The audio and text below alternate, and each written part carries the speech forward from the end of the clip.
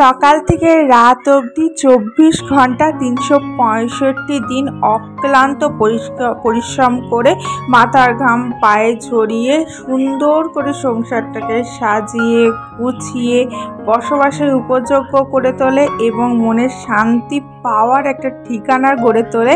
তার নামই গৃহবধূ, housewife. Hello everyone, this is Ivy. I am a simple housewife. Welcome back to my channel.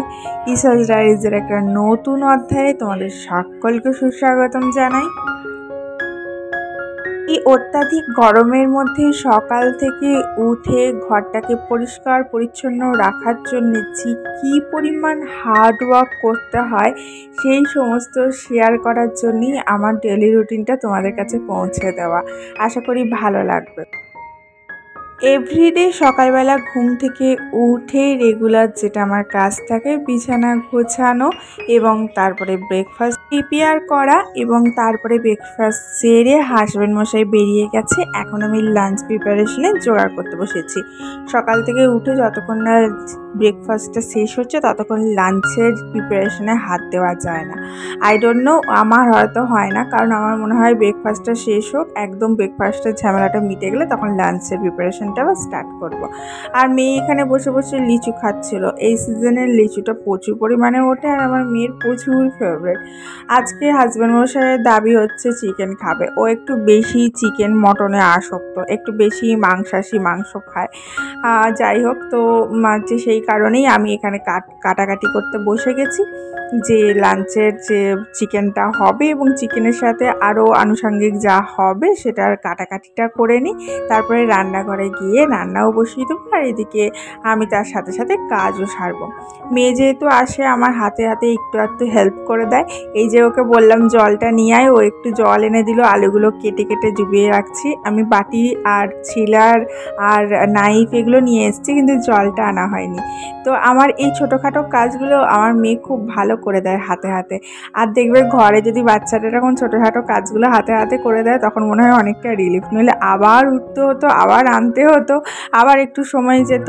যাই হোক, বৃষ্টি হলেও গরম কিন্তু অ্যাজ ইউজুয়াল আছে। প্রচণ্ড গরম করছে, একদম গল করে ঘাম ঝরছে, কিন্তু তার মধ্যেও রেগুলার বেসিসে যেগুলো কাজ, যার যেটা কাজ সেটা করেই যেতে হবে। আমাদের যেমন সকাল থেকে বাসি কাজ তোলা, রান্নাবান্না করা, এই সমস্ত কিছু করতে হবে এবং যারা অফিস গোয়ার্স আছে অবভিয়াসলি তাদেরকে অফিস যেতে হবে এবং কাজ করতে হবে। তবে হ্যাঁ, এইটুকু খেয়াল রাখতে হবে আমাদের, যেটুকু আমি রাখি, যে আমার হাজব্যান্ড যাতে অফিস থেকে যখন পরিশ্রম করে, অফিস থেকে যখন মেন্টালি স্ট্রেস নিয়ে ঘরে ফেরে তখন ঘরের পরিবেশটা যাতে একদম রিল্যাক্স থাকে আর ঘরটা একদম নিট অ্যান্ড ক্লিন থাকে, যাতে ঘরে এসে ও একটু রিল্যাক্স ফিল করতে পারে। এবং ঘরের থেকে বেশি আরাম এবং রিল্যাক্সেবল জায়গা আর তো কোথাও হয় না, তাই না? জন্য প্রতিদিন বেসিসে আমি চেষ্টা করি তার পছন্দ অনুযায়ী খাবার তৈরি করার, ইভেন তার এবং তার বাচ্চার মানে আমার মেয়ের পছন্দ অনুযায়ী খাবার তৈরি করার এবং ঘরটাকে একদম সুন্দর পরিষ্কার পরিচ্ছন্ন রাখার। তার জন্যই সকাল থেকে উঠে এত পরিশ্রম করা। যাই হোক, এতক্ষণে আমার কাটাকাটিটা মোটামুটি হয়ে গেছে। এবার আমি খোলা টোলাগুলো তুলে এই জায়গাটা একটু পরিষ্কার করে নেবো। না হলে এই জায়গাটা যদি একটু মুছে না নিই তাহলে ঝাঁট দেওয়ার সময় আবার একটু প্রবলেম হবে। তার জন্য যে যখন ধরো ব্রেকফাস্ট করি বা কোনো কিছু কাটাকাটি করি তখন সেই জায়গাটা তারপরে তৎক্ষণাৎ মুছে নিই। মাঝে মাঝে ইচ্ছা করে না যে কাজ করতে, মাঝে মাঝে মনে হয় চুপচাপ বসে থাকি বাইরে বারান্দা দিয়ে এবং এক কাপ চা হাতে নিয়ে সকালটাকে এনজয় করি বা নিউজ পেপার পড়ি। কিন্তু সেইটুকু সময় আমাদের জীবনে নেই। আমাদের সকাল থেকে হার্ড ওয়ার্ক করে একদম গোটা ঘরের সমস্ত কাজ তুলতে হবে। কারণ ভেবে রাখো, একটা কাজ বাদ দিলে সেই কাজটা কিন্তু না হলে চলবে না, এরকম একটা কাজ। যাই হোক, এই সমস্তগুলো করে চাল ভেজানো জলটা রেখেছিলাম, তার মধ্যে চা পাতাগুলো মিশিয়ে সেই জলটা গাছগুলোতে দিচ্ছি। কারণ এরাও আমার সন্তান সমূহ। আমার বাচ্চাকে যেমন দেখভাল করি, এদের জন্য এইটুকু দেখভাল আমাকে করতে হয়। আর তার পরিবর্তে এরা প্রতিদিন বেশি আমাকে ছোট্ট ছোট্ট ফুল উপহার দেয়। আর ওইদিকে দেখতে পাচ্ছ জুতোগুলো শোকাতে দিয়েছি ব্যালকনির মধ্যে, সামান্য একটু জায়গা, তাতে যতটুকু রোদ্দুর আসে তার মধ্যেই শোকাতে দিই। জুতোগুলো পরিষ্কার করেছিলাম, সেগুলো শোকায়নি। দুদিন ধরে ওয়েদারটা ভালো যাচ্ছে না, তো সেটাকেই দু একদিন দিচ্ছি বারান্দায়, দু একদিন একদিন বেশি সে দিলে ভালোভাবে শুকিয়ে গেলে তারপরে আবার ওটাকে তুলে রাখবো। আর এখানে কলসিতে জলটা ভরে নিলাম। এই মাটির কলসিতে আমি কিভাবে জলটাকে চটজলদি ঠান্ডা করে রাখি সেটা তোমাদের সাথে শেয়ার করব। আমি কলসিতে নর্মাল ওয়াটার অ্যাকোয়াগার্ডের সেটা হাফ করেছি এবং 2 বোতল ঠান্ডা ফ্রিজের জল এর মধ্যে মিশিয়ে দিলাম। এরপরে বাকিটা আবার যতটুকু লাগবে ততটুকু আবার নর্মাল ওয়াটার মানে রুম টেম্পারেচারের অ্যাকোয়াগার্ডের ওয়াটার ফিল করে দেবো। এই জলটা যেটা মিক্সচার করে রাখলাম, এই গোটা কলসির জলটা কিন্তু সারাদিন বেশি সে আমি আর আমার মেয়ে খাই। আমার হাজব্যান্ড খায় না, হাজব্যান্ড একদম চিল ওয়াটার ফ্রিজ থেকে খায়, বাট আমি খাই। আর আমার এই জলটা খেতে ভীষণ ভালো লাগে।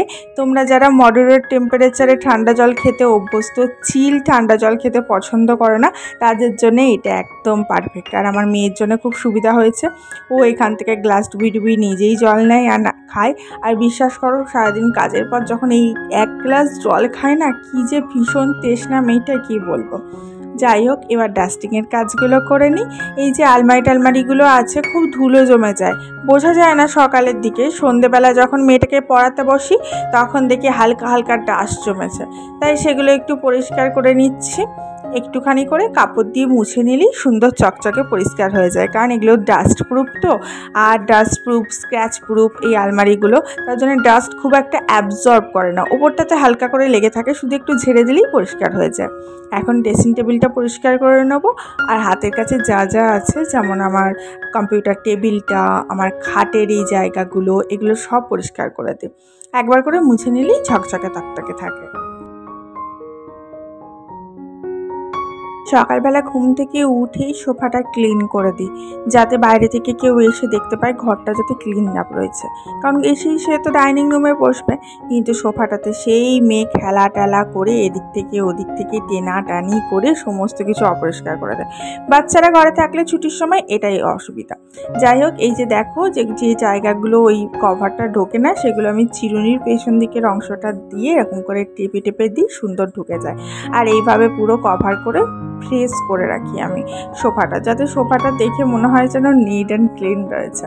আর ঘরের প্রত্যেকটা জায়গা নিট অ্যান্ড ক্লিন করার জন্য একটু তো কষ্ট হবে, কিন্তু করার পর সেই জায়গাটা দেখতে কিন্তু ভীষণ ভালো লাগে এবং মাইন্ডটা রিফ্রেশ হয়ে যায়।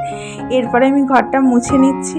আমি চেষ্টা করি ঘর ঝাঁটমোছ দেওয়ার আগে অবশ্যই ডাস্টিংয়ের কাজটা করে নিতে, তাহলে ঘরটা একদম নিট অ্যান্ড ক্লিন হয়ে যায়। তো ঘরটারগুলো মুছে নিই, তারপরে যাব চান করতে। এদিকে রান্নাও বসিয়ে দিয়েছি।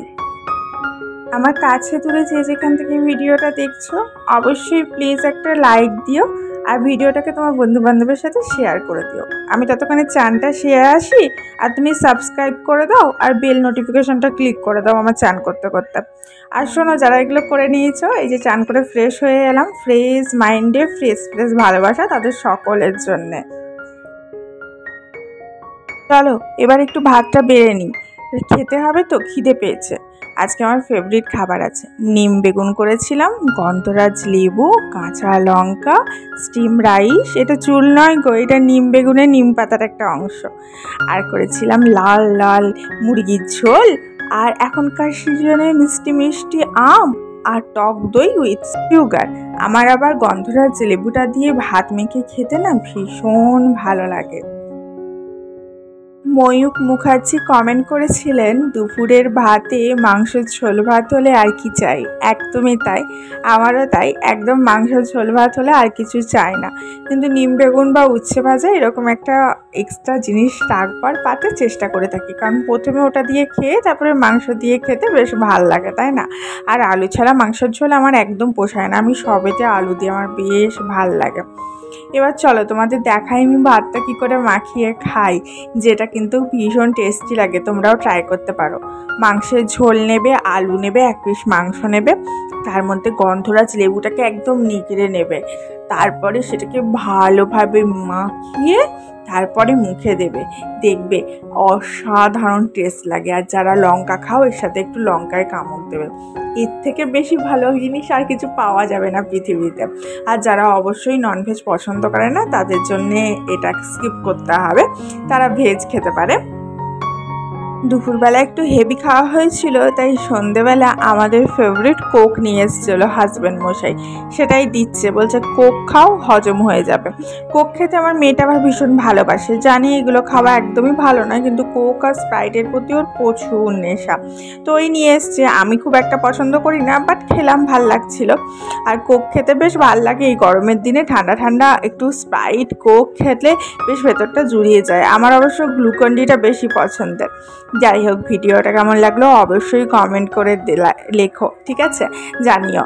আবার দেখা হচ্ছে নেক্সট ভিডিওতে। ততক্ষণ পর্যন্ত সবাই ভালো থেকো, সুস্থ থেকো, অনেক হ্যাপি থেকো। আর সুখবর হচ্ছে বর্ষা ঢুকে গেছে কেরলে, আমাদের এখানে আসতে আর বেশি দেরি নেই। আশা করি 2-1 দিনের মধ্যে বর্ষার দেখা মিলবে, সুতরাং গরমটা আর বেশি দিন উপভোগ করতে হবে না। তাহলে দেরি কিসের, তাড়াতাড়ি লাইক করে ভিডিওটা শেয়ার করে দাও, আর নেক্সট ভিডিওর জন্য অবশ্যই অপেক্ষা করো। এখন আমি একটু কোকটা আরাম করে খাই, তারপরে মেয়েটাকে একটু পরিয়ে নেবো। আর রাতে ডিনারে ওই সকালকার চিকেনটা রয়েছে, আর রুটিটা কিনে আনা করেছি, রাতে আর রুটি করবো না, মেয়েটাকে পড়াচ্ছি। আর ওই আর কি, সবাই জিজ্ঞেস করছে লাইভ আসছো না কেন, লাইভ আসছো না কেন। সকাল থেকে রাত অবধি যদি নিজের জন্যই সব সময়তেই, মেয়ের জন্য আর কি থাকবে, তাই রাতের সময়টা মেয়ের জন্য রেখেছি। মেয়েটাকে একটু পড়াই, কারণ ও তো বড় হচ্ছে, ক্লাস 1 হয়ে গেল। এবার ওকে একটু ভালোভাবে না পড়ালে সেরকম ভালো জায়গায় চান্স কী করে পাবে বলো। তো দেখা হচ্ছে কালকে, সবাই ভালো থেকো কিন্তু, লাভ ইউ।